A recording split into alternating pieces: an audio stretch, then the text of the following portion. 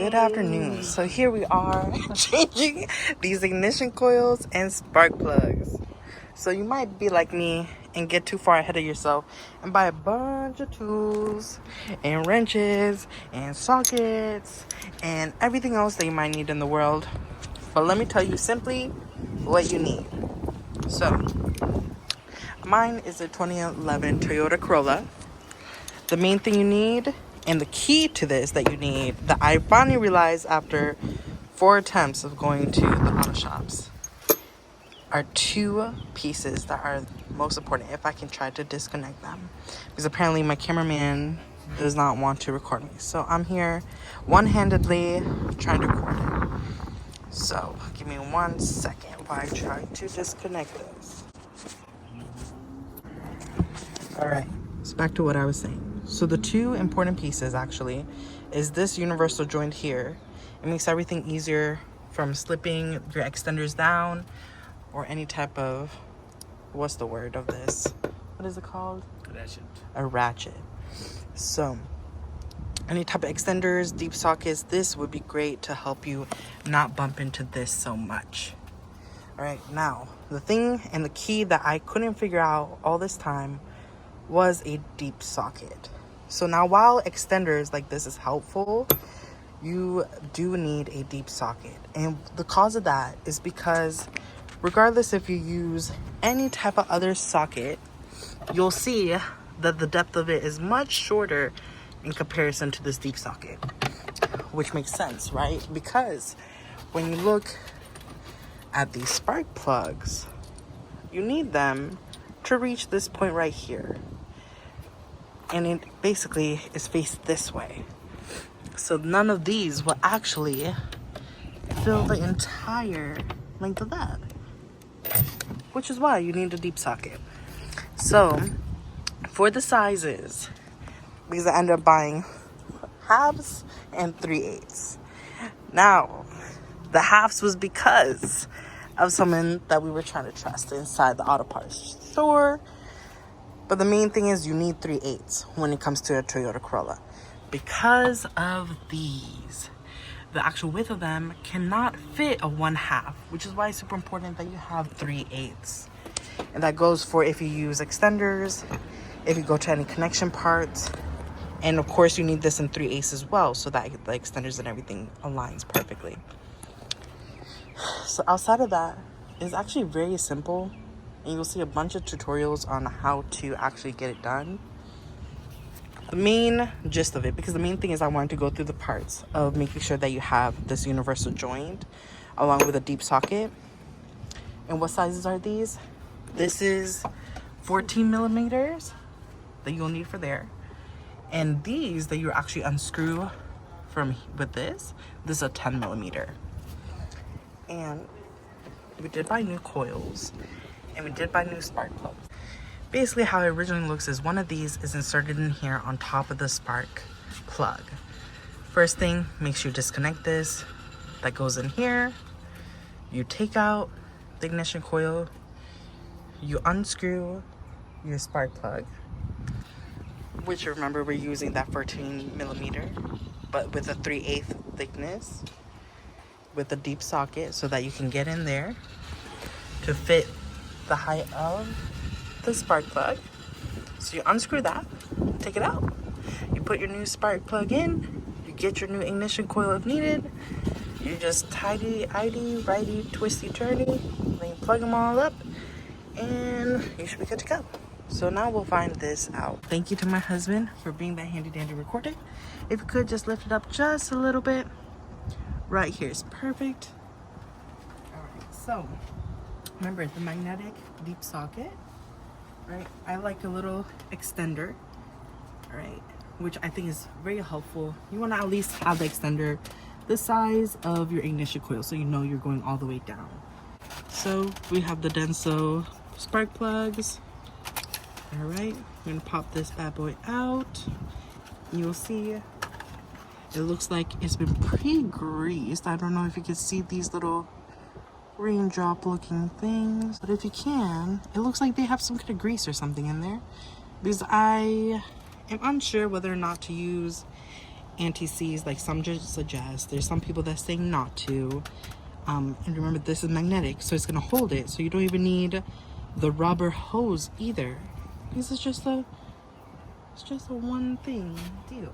Yeah?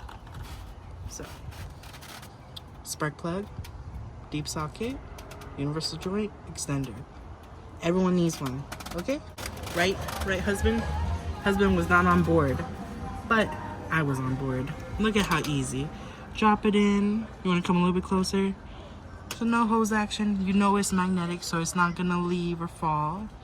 And then righty-tighty, until you basically make sure it's hand tight.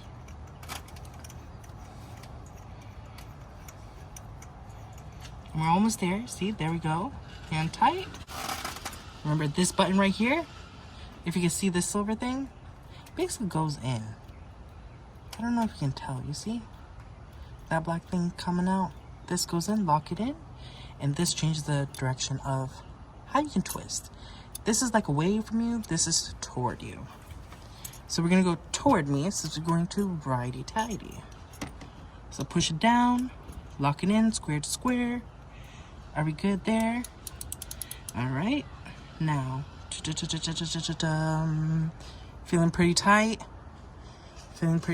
Kind of seems like we went 90 degrees almost. I'm gonna leave it there and pull this out. All right.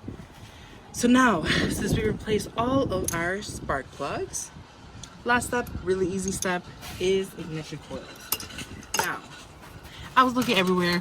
Where is an ignition coil video with the spark plugs? Let me just have it all in one. It's so simple.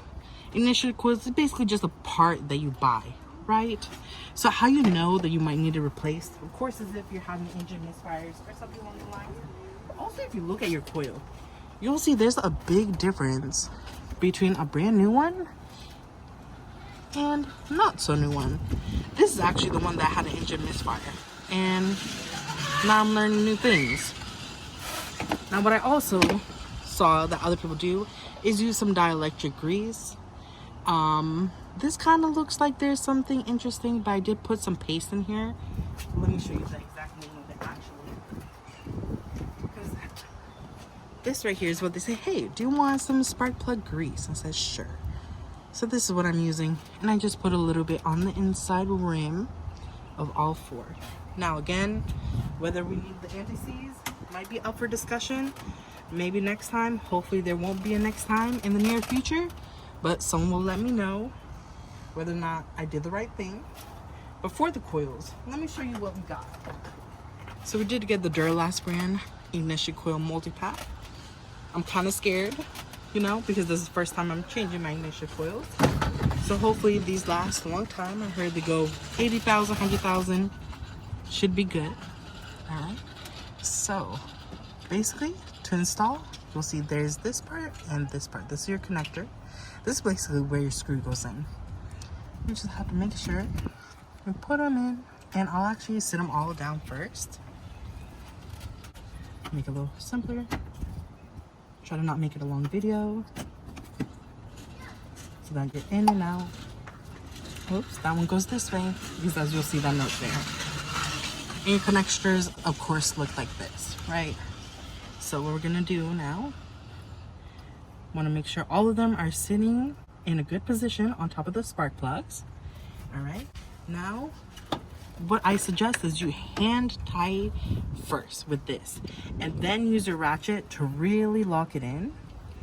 So first one going in. Now some suggest doing this one at a time. I decided to do all four since I figured all of them need to be replaced anyway, since I'm now over 100,000 miles. And I hope to run another 100,000 miles without needing to replace either of these. So this might take some time. I might speed this up or I might cut it out. Just depends on how this video looks at the end, because I can't really see what's being filmed. But my husband's a good filmer, so I think we will be a-okay. All right, third one going in. All right, now fourth one going in, and this one is pops in the back right here, at least on my engine. Screwing that in, right, hand tightening all of them.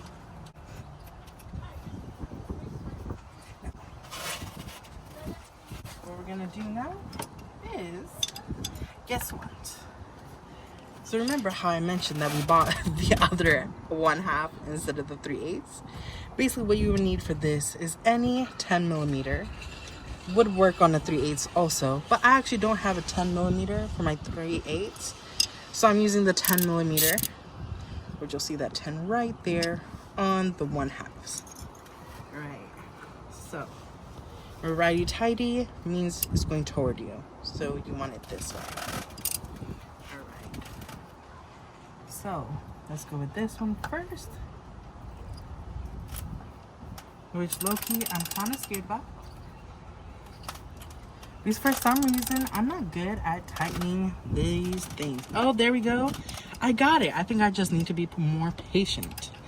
So don't be scared like me. Yep, there we go. Seems pretty secure. Let's do the same with this. Oh, there we go. Now feeling like a professional. All right, seems pretty good. Don't want to break the bolt. All right. See, and this is why you do need a ratchet so that you can tighten this way. Because you see how loose it was? If I hand tightened it, I would have never known how loose it was. Actually, replacing these ignition coils and spark plugs by myself is because my husband sent a video, which I'll actually link below, and he mentioned that this is so simple, your grandma can do it. So I'm showing you proof that this is actually so simple. Well, I will see the results to see if it actually was that simple. But after getting all the right pieces, it is actually pretty simple. See, after you screw that in, literally, you're just gonna connect it. Boom. Second one, boom. See how it's red? And you can see it'll turn black once I connect. Boom. And last one, boom.